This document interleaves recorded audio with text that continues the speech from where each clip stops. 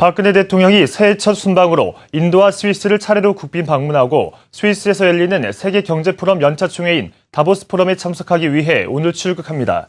박 대통령은 오늘 오후 인도에 도착해 18일까지 머물면서 만모한 싱 인도 총리와 정상회담을 통해 양국 간 정치, 경제, 과학기술, 정보통신기술 등 제반 분야 협력 방안 등을 논의합니다. 박 대통령은 이어 18일에는 스위스 베른으로 이동해 우수한 과학기술과 세계적인 국가 경쟁력, 효율적인 직업 교육 체계와 중소기업 중심의 경제 체계를 갖추고 있는 스위스가 지닌 강점들을 직접 본 후 21일부터 이틀간 스위스 다보스에서 열리는 다보스 포럼에 참석해 개막 연설을 할 예정입니다. 취업자 수 증가폭이 2개월 연속 50만 명대 이상을 보이며 호조세를 이어갔지만 증가 추세는 7개월 만에 마침표를 찍었습니다. 통계청이 발표한 고용 동향에 따르면 지난해 12월 취업자 수는 2,496만여 명으로 전년 동월 대비 56만 명 증가했습니다. 취업자 증가 인원은 지난해 5월 26만 5천 명을 기록한 이후 매달 증가세를 이어가 11월 58만 8천 명을 기록했지만 12월에는 상승세가 다소 주춤해졌습니다.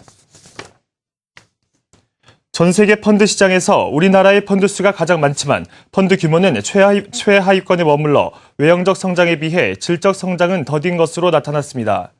미국 자산운용협회에 따르면 지난해 3분기 말 기준 우리나라의 펀드 수는 모두 9,800여 개로 집계돼 미주와 유럽, 아시아, 아프리카 국가 46개 국가 가운데 1위를 차지했습니다. 그러나 우리나라의 펀드당 순자산 규모는 2,860만 달러로 우리 돈으로 약 303억 원에 불과해 불가리아와 칠레, 슬로베니아, 파키스탄에 이어 끝에서 5번째로 작았습니다. 포스코가 오전 10시 이사회를 열어 차기 회장 후보군을 발표합니다. 포스코 이사회 관계자는 어제 승계협의회에서 회장 후보군을 심사했다며 오늘 오전 10시에 열리는 이사회가 끝나면 후보군을 공개할 것이라고 말했습니다. 당초 오늘 이사회를 통해 단독 후보가 공개될 것이라는 예측도 있었지만 이번 이사회에서는 20명에 달했던 후보군이 5명으로 압축돼 공개될 예정입니다.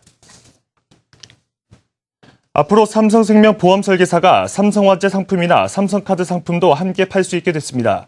삼성생명과 삼성화재, 삼성카드는 3사의 상품을 함께 파는 복합점포식 영업을 펼치기로 합의했습니다. 삼성생명과 삼성화재는 이미 각각 지점 한국씩 선정해 복합점포식 영업을 벌이고 있으며 1분기 중으로 삼성생명 지점 4곳과 삼성화재 지점 3곳으로 대상을 확대한다는 계획입니다. 이 같은 조직적 판매망 구축은 지난 연말 그룹 조직 개편에 따른 금융계열사 간 시너지 창출 본격화로 해석됩니다. 월가 내부에서 반도체 업황 개선에 대한 기대감이 흘러나오고 있습니다. 목요일 인텔의 실적 발표를 앞두고 한동안 침체를 면치 못했던 반도체 장비 업체들의 실적 회복이 가시화할 수 있을 것인지 관심이 쏠리고 있습니다. 자세한 소식 김민지 기자 연결해 들어보겠습니다. 네, 반도체 업황 개선에 대한 기대감이 월가에서 고조되고 있습니다. 미국 최대 은행 JP모건은 PC 시장이 생각보다 좋아지고 있다며 반도체 업황 역시 수혜를 받을 것으로 전망했습니다. 이에 인텔을 포함한 반도체 장비주는 뉴욕 증시에서 일제히 상승했고 필라델피아 반도체 지수는 52주 신고가를 경신했습니다. PC 시장 위축이 최근 수년간 이어졌지만 터닝 포인트가 나타나고 있다는 것이 월가 전문가의 관점인데요.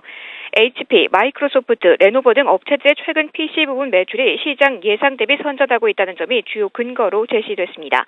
한 예로 중국 기업인 레노버는 지난해 4분기 PC 판매량이 전년 대비 6.6% 증가하며 업계 1위로 올라섰습니다. 다만 회의론도 적지 않습니다. 시장 조사업체 IDC는 지난해 PC 출하량이 전년 대비 10% 감소했다는 통계 자료를 내놨고 또 다른 조사 기관인 가트너는 글로벌 PC 시장이 지난해 4분기 기준으로 7분기 연속 위축되고 있다고 지적했습니다. 반등 또한 쉽지 않을 것이란 의견입니다. 한편 기술업 쪽의 경기 판단 척도로 여겨지기도 하는 반도체 대장주인 인텔이 오는 목요일 실적을 발표하게 되는데요. 시장 전문가들은 인텔의 지난 분기 매출은 전년 대비 8% 증가했지만 연율 기준으로는 11% 감소했을 것으로 예측했습니다.